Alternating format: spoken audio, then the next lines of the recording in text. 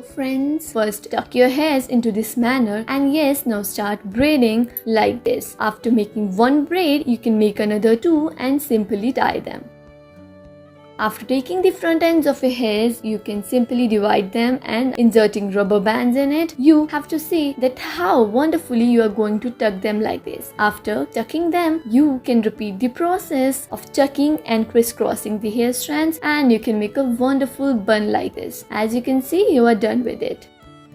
You have to make a ponytail first and tie it into a bun form. After making a bun out of it, you simply have to just rotate the remaining hairs into the circular motion, and you can make this circular bun easily.